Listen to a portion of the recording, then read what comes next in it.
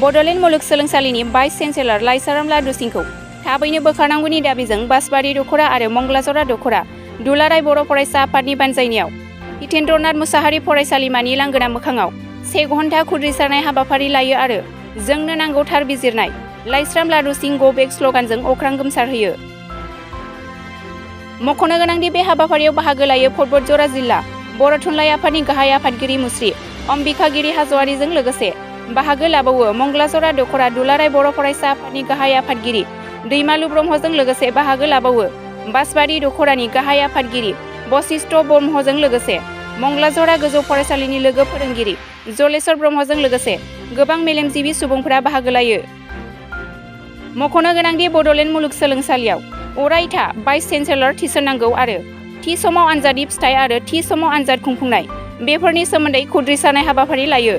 बासबारि हालामाव हितेन्द्रनाथ मुसाहारि डिग्री कलेजाव जोङो मोनसे सोमावसारनाय हाबाफारि लादों। बेयो गुबैयैनो जाहैबाय जोङो बड'लेण्ड इउनिभारसिटि जायखौ जोङो गोबाव सम बर' फरायसा आफादनि दैदेननायाव सोमावसारनायनि गेजेरजों जोंनि बिटिआर हालामाव बे नायल'जाल' गंसेल' बड'लेण्ड इउनिभारसिटिखौ मोननो हादों। दा बेवहाय गोबाव समनिफ्राय जोंनि भाइस चेन्सेलर बिथां लाइस्राम लादु सिंह बिथाङा माखासे करापटेड हाबाफारिजों बाहागो लाफानानै नांथाबनानै बे जोंनि मुलुगसोलोंसालिनि बड'लेण्ड मुलुगसोलोंसालिनि जे रांखावरि बिथिं आरो बेवहाय सोलोंथाइनि जे थासारि बेफोरखौ गुबुंले खालामगासिनो दङ। जायनि थाखाय जोंनि दुलाराय बर' फरायसा आफादजों लोगोसे बर' थुनलाइ आफाद आरो जोंनि माहारियारि आफादफोरा बिथांखौ बे बड'लेण्ड मुलुगसोलोंसालिनिफ्राय बोखारनांगौ होननानै जों गले गले आपिल खालामगासिनो दङ। नाथाय बिथाङा दिनैसिमबो मा जाहोनाव बा माबायदि टेकनिकजों बिथाङा गावनि बे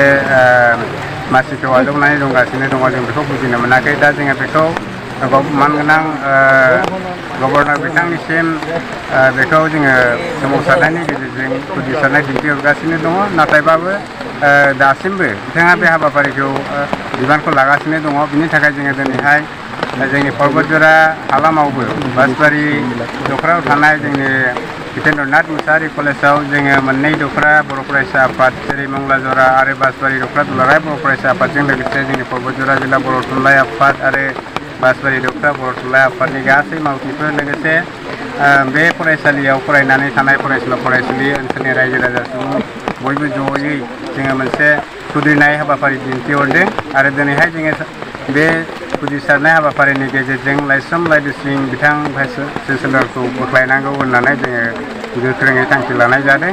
जों हास्थायो जोंनि नायल'जाल' गंसेल' मुलुगसोलोंसालिनि जे भाइस चेन्सेलर बियो जोंनि मुलुगसोलोंसालिनि जौगाथाय हाबाफारिखौ मोजाङै मावनो हानाय बायदि सासे गोख्रों आरो जों गनायथिनाय बायदि मोननांगौ होननानै जों दिनैनि बे मेलनि गेजेरजों हांख्रायहरनाय जाबाय। गोजोन्थों। जोङो दुलाराय बर' फरायसा आफाद आरो बर' थुनलाइ आफाद लोगोसे जोंनि माहारियारि आफादफोर जिरायनानै थानाय नङा बेखौ जोङो गले गले नाजाबाय थागोन।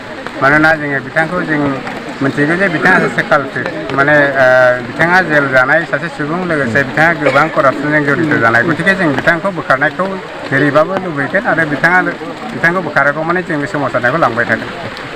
आङो बे सोमावसारनायनि जायनाखि थांखि बे थांखिखौ बिथा खालामनानैहाय जेनाखि आंनि बुंनांगौ बाथ्रा बा जे दाबिया बेनो जोंना जोंनि नायल'जाल' गंसेल' जेनाखि इउनिभारसिटि बड'लेण्ड इउनिभारसिटि बे बड'लेण्ड इउनिभारसिटियावहाय जायफोर बिथाङा सासे कालप्रिट हिसाबै गनायथि मोनसेयावबो सिनायथि मोनसेयावबो बारे बारे एरेस्ट जासेयावबो दिनैसिम माने भाइस चेन्सेलरनि बिबानखौ लागासिनो दङ।